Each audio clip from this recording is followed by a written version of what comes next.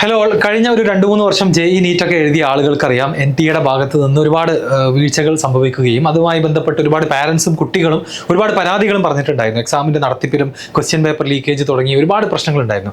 എന്നാൽ ഇത്തവണ may be ഒരുപാട് മാറ്റങ്ങൾ കൊണ്ടുവരണം എന്നുള്ള പ്രതീക്ഷയോടുകൂടി വളരെ നേരത്തെ തന്നെ ഇൻഫർമേഷൻസ് കാര്യങ്ങളൊക്കെ നമുക്ക് പാസ് ചെയ്ത് തുടങ്ങിയിരിക്കുകയാണ് NTA ഏറ്റവും പുതിയ JEE 2026 ബന്ധപ്പെട്ട അപ്ഡേറ്റിൽ പറയുന്നത് കഴിഞ്ഞ വർഷം നവംബറിൽ സ്റ്റാർട്ട് ചെയ്തിട്ടുള്ള അപ്ലിക്കേഷൻ പ്രോസസ്സ് ഈ വർഷത്തേക്ക് വരുന്ന സമയത്ത് ഫസ്റ്റ് സെഷൻ ജനുവരിയിലും രണ്ടാമത്തെ സെഷൻ ഏപ്രിലും തന്നെയാണ് നടക്കുന്നത്.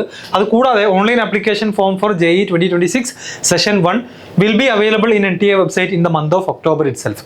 നവംബർ വരെ കാത്തിരിക്കേണ്ട ആവശ്യമില്ല, ഒക്ടോബറിൽ തന്നെ ആപ്ലിക്കേഷൻ സ്റ്റാർട്ട് ചെയ്യുമെന്നുള്ളതാണ് ഒന്നാമത്തെ ഇൻഫർമേഷൻ.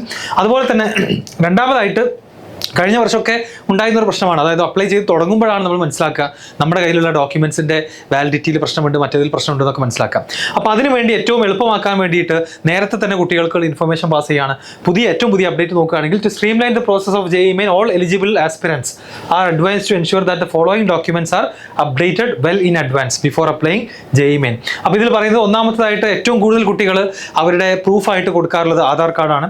അപ്പോൾ Aadhaar card should be updated with correct name, date of birth as per class 10 certificate. അതിനനുസരിച്ച് എല്ലാവരും അപ്ഡേറ്റ് ചെയ്യണമെന്നാണ് പറഞ്ഞിട്ടുള്ളത്. അതുപോലെ തന്നെ latest photograph, address, fathers name ഒക്കെ അതിൽ ഉണ്ടായിരിക്കണം എന്ന് പറഞ്ഞിട്ടുണ്ട്. അപ്ഡേറ്റ് ചെയ്യുക, അതിൽ ഫോട്ടോഗ്രാഫ് മറ്റു കാര്യങ്ങൾ അത്ര സ്ട്രിക്റ്റ് ആയിട്ട് ഉണ്ടാവാറില്ല, എന്നാൽ പോലും ആ പേരും അതുപോലെ ഡേറ്റ് ഓഫ് ബർത്തും ഒക്കെ വളരെ കൃത്യമായിട്ട് തന്നെ നമ്മൾ നോക്കേണ്ടതാണ്. ഇനി ആധാർ കാർഡ് അല്ലാത്ത പ്രൂഫുകൾ, മേ ബി പാസ്പോർട്ട് പോലുള്ള പ്രൂഫുകളൊക്കെ കഴിഞ്ഞ വർഷം എന്ത് ചെയ്തിട്ടുണ്ടായിരുന്നു, ആപ്ലിക്കേഷൻ സമയത്ത് അക്സെപ്റ്റ് ചെയ്തിട്ടുണ്ടായിരുന്നു. രണ്ടാമതായിട്ട് പേഴ്സൺസ് വിത്ത് ഡിസബിലിറ്റീസ് ഉള്ള ആളുകൾക്ക് UDID എന്ന് പറയുന്ന കാർഡ് വാലിഡ് ആയിരിക്കണം, അപ്ഡേറ്റഡ് ആയിരിക്കണം, ഏറ്റവും പുതിയ റിക്വയർമെന്റ്സ് അനുസരിച്ച് റിന്യൂ ചെയ്തിട്ടുണ്ടാവണം. ആൻഡ് മൂന്നാമത്താണ് ഏറ്റവും പ്രധാനപ്പെട്ടത് കാറ്റഗറി സർട്ടിഫിക്കറ്റ്. ഒരുപാട് കുട്ടികൾക്ക് സംശയമുള്ള ഒരു ഏരിയ ഇതാണ്. അപ്പോൾ കാറ്റഗറി സർട്ടിഫിക്കറ്റിൽ ആകെ ഇത്ര മാത്രമേ നിങ്ങൾ ആലോചിക്കേണ്ടതുള്ളൂ. അതായത് നമ്മുടെ EWS കാറ്റഗറി ആവാം, SC ST ആവാം, OBC NCL ആവാം. അപ്പോൾ കഴിഞ്ഞ വർഷമേ ഇത് എടുത്തു വെച്ച ആളുകളുണ്ട്, ഇതുവരെ എടുക്കാത്ത ആളുകളുണ്ട്.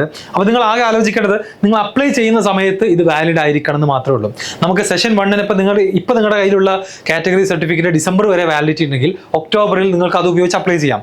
അടുത്ത ഏപ്രിൽ സെഷൻ അപ്ലൈ ചെയ്യുമ്പോൾ നമ്മൾ പുതിയത് എടുക്കേണ്ടി വരുമെന്ന് മാത്രം, മനസ്സിലായോ? അപ്പോൾ ഇപ്പോൾ നിങ്ങളൊരു പുതിയത് ഇനിയിപ്പോൾ എടുക്കാത്ത ആളുകൾ, കയ്യിലില്ലാത്ത ആളുകൾ പുതിയ കാറ്റഗറി സർട്ടിഫിക്കറ്റ് ഇപ്പോൾ നിങ്ങൾ ഉണ്ടാക്കിയാൽ ഈ വർഷത്തെ ഒരു അഡ്മിഷൻ പ്രോസസ്സ് വെച്ച് പറയുകയാണെന്നുണ്ടെങ്കിൽ അടുത്ത വർഷത്തെ എക്സാമുകൾക്കും അതുപോലെ തന്നെ JEEയുടെ ജോസ് അലോട്ട്മെന്റ് പ്രോസസ്സിനൊക്കെ ഇപ്പോൾ പുതിയതായിട്ട് എടുക്കാൻ പോകുന്ന കാറ്റഗറി സർട്ടിഫിക്കറ്റ് തന്നെ മതി. നമ്മൾ അടുത്ത വർഷം ചേഞ്ച് ചെയ്യേണ്ട ആവശ്യമില്ല. അപ്പോൾ ഈ 3 പ്രധാനപ്പെട്ട കാര്യങ്ങളാണ് ശ്രദ്ധിക്കാനുള്ളത്. അപ്പോൾ JEE എഴുതാൻ പോകുന്ന 2026 JEE എഴുതാൻ പോകുന്ന എല്ലാവരോടും എന്ത് ചെയ്യുക, ഈ ന്യൂസ് ഷെയർ ചെയ്ത് കൊടുക്കുക, ഈ വീഡിയോ ഷെയർ ചെയ്ത് കൊടുക്കുക. ഈ കൃത്യമായിട്ട് ഈ കാര്യങ്ങളെല്ലാം വായിച്ചുകൊണ്ട് നിങ്ങൾ എന്ത് ചെയ്യുക, നിങ്ങളുടെ ഡോക്യുമെന്റ്സ് ഒക്കെ റെഡിയാണെന്ന് ഉറപ്പുവരുത്തുക. സോ JEE മെയിൻ്റെ ആപ്ലിക്കേഷൻ സ്റ്റാർട്ട് ചെയ്ത് കഴിഞ്ഞാൽ അതിൻ്റെ എല്ലാ ഡീറ്റെയിൽസും എങ്ങനെയാണ് ഫില്ല് ചെയ്യുക എന്നുള്ള സ്റ്റെപ്പ് ബൈ സ്റ്റെപ്പ് പ്രോസസ്സൊക്കെ നമ്മുടെ ചാനലിൽ ഉണ്ടായിരിക്കും. സബ്സ്ക്രൈബ് ചെയ്യുക. അതുപോലെ തന്നെ ഈ പറയുന്ന ന്യൂസുമായി ബന്ധപ്പെട്ട് വേറെ എന്തെങ്കിലും സംശയങ്ങൾ നിങ്ങൾക്കുണ്ടെങ്കിൽ താഴെ ചോദിക്കാവുന്നതാണ്. Okay, thank U.